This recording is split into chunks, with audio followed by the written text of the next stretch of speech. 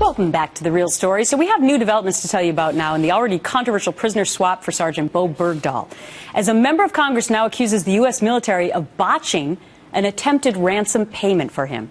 28-year-old Army Sergeant Bergdahl disappeared in Afghanistan in 2009. Well, now the Pentagon is investigating whether he deserted his post. Bergdahl was released in exchange for Taliban prisoners in May, as you recall, and Jennifer Griffin is at the Pentagon for us today. So, Jennifer, when is the Pentagon planning to announce Sergeant Bo Bergdahl's fate? What is he holding, or what is holding up the release of that decision?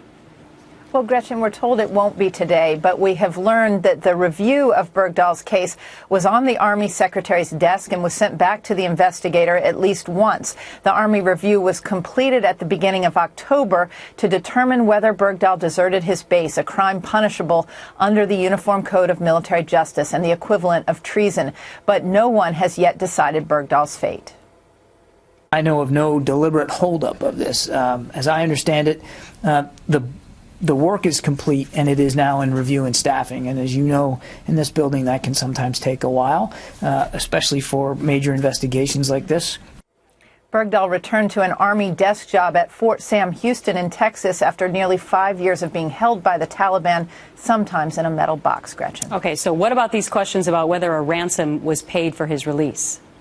Well, that question has been raised by Republican Congressman Duncan Hunter, a former Marine who wrote a letter to Defense Secretary Chuck Hagel in early November demanding information on whether money that was given to an Afghan intermediary disappeared last January or February and failed to facilitate Bergdahl's release.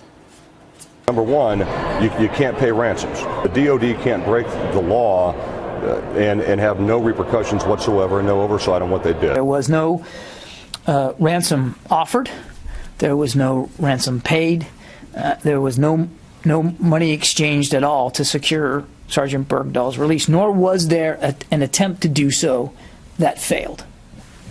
You'll remember the president released 5 top Taliban prisoners from Guantanamo Bay as part of that prisoner swap to secure Bergdahl's release. Congressman Hunter, we've learned, received an answer from Defense Secretary Hagel in writing on November 21st. It said, again, no ransom was paid for Bergdahl's release. Gretchen. Very interesting. All right. Jennifer Griffin with the latest on Bergdahl. Thanks much.